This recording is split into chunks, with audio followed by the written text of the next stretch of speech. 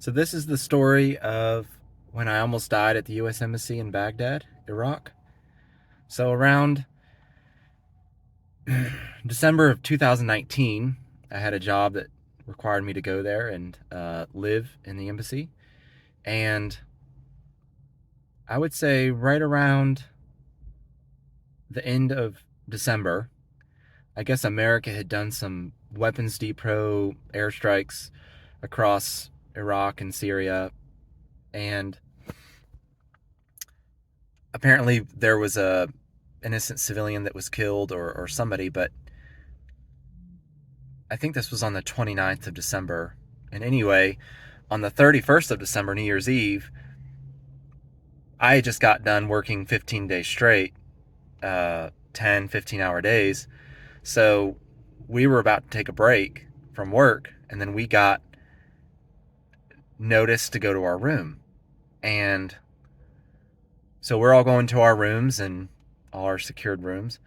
And they tell us that there are 30,000 protesters converging on all sides of the MC compound, and we are being notified of why, saying like, oh, there was a airstrike, and this is they're protesting, and we've got we've got backup on the way from Kuwait. We got 100 Marines coming in, and all this kind of thing, and this took a while to figure out.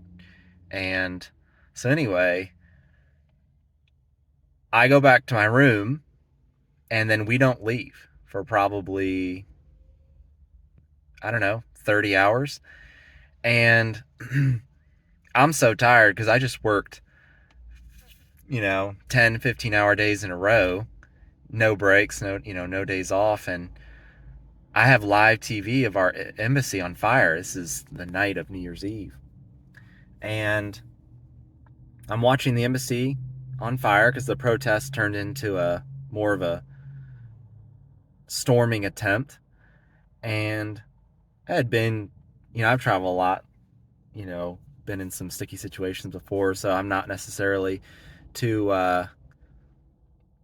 too worried at this point. I'm pretty overwhelmed. I'm pretty tired, so I'm watching Hallmark Christmas movies because I like those, and I got those running on my laptop, and I got the live TV with the local Arabic channel, you know, and our embassy is 100% on fire, like the controlled access centers, and so they're trying to do their thing. And so I go to bed, just go to sleep. At this point, I'm pretty tired and don't really care anymore. There's nothing you really can do. You feel pretty out of control, maybe is the right word. So you realize, hey, worrying doesn't help anything. And so anyway, we had a good amount of security forces there already. And then that morning, 100 Marines showed up from Kuwait. And so they kind of secured the embassy. And so the next day, we're talking to my boss and figuring out, well, hey, what's going to go on, and what are we doing? Are we leaving? How bad is this? Because everyone in their mind is thinking like, hey, this is gonna be the next Benghazi. We're gonna get overrun, and we're gonna get killed or burned or beat to death or something. We're gonna be shooting in the street. Uh, Obviously, us contract, I was doing construction, so we weren't allowed to even go outside of our rooms and until about 2 days later. And then we were tasked with sealing shut the holes that were burnt out, welding them shut and whatnot. And I believe it was not the next morning, but the morning after that, when we were asked to go outside the compound and weld everything shut, uh, the Secretary of Defense of Iran, Qasem Soleimani, lands at the international airport that morning. And I guess the U.S. government got wind of it, and they took their chance, and they did a drone strike, and they killed him. And this is you know It's like killing, almost like killing the president of Iran. And we are inside, we are deep within the city center of Baghdad. It's like, can you not kick the hornet's nest while we're inside the hornet's nest? And so things go from bad to way worse, way worser. And anyway, we're at this point where we're like, okay, y'all just killed their main enemy, because all the protesters were Iranian militia, which we found out later. And I wasn't real clued up on any of that, just because I'm not, a part of that. I was not in the, on the inside, or I wasn't, in the know. And so we're at this point where, all right, things were bad. Now they're worse. Now they want us to go outside and do a bunch of work while we have, Blackwater or triple canopy. Sorry, Blackwater. And they're guarding us or whatever. And so that ends, and then there's a lot of discussion about what we should do. And anyway, so at this point, I kind of don't want to be in Baghdad anymore. Long story short, the night I schedule a helicopter ride out and to fly out, and that was the way that we would get there. And I think everybody already knows that, so it's not a big deal. And so I have my ticket booked on the helicopter. We had two Hueys, and so the morning we were gonna fly out in the morning real early, and so I got my ticket with a coworker because we're leaving. And that morning we get the CRAM warning, and so it's like and you can Google it, but it's like a big it's like a big loud warning sound, and it goes incoming, incoming, incoming, which basically means like you have very little time between the notification of the rocket. RAM stands for rockets, artillery, and mortars, I think. I'm sure somebody in the comments will correct me.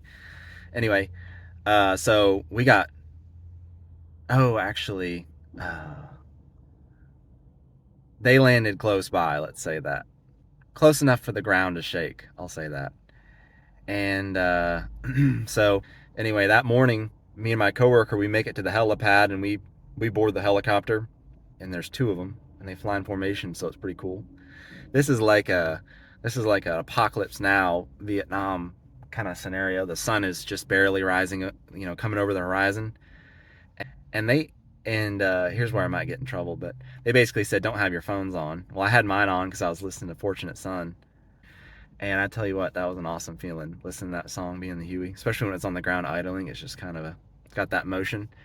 So we both take off, and the sun is shining literally through the doors of the other helicopter. This is straight out of a movie. And so we're on our way back and flying to the airport. We land at this special little building, and that's adjacent to the airport. I don't know if I can go into what that is, but anyway. So we land there and we walk inside. We get out of the helicopter. We walk inside, and there's this government lady, and she said, everybody that's going here, standing in line over here, everybody that's going to Baghdad International Airport, that's where I was going, stand in this line over here and sit down in these little chairs. And so she looks at all of us who are going to the airport, and she said, did everybody enjoy their in-flight movie? And I said, yeah. They were playing Apocalypse Now in 3D. But anyway, so that's my story. We got on the Qatar Airways and took off, and thankfully no mortars landed on the helicopter or the plane. So, but that's it. I'm gonna try to share more stories like this. I'm 31. I've been to 16 countries. I've been working since I was 19 and traveling, having a bunch of things happen. So I got a couple more stories like this. I think this is probably my most exciting one, but I have stories that are interesting, and done a lot of things, been a lot of places. So I'm gonna try to upload this, and if you want to hear more, try to upload more stories like this. But if you want to hear more, just go ahead and follow me. And yeah, just when you see a notification, that means I've uploaded another story. And yeah, all right.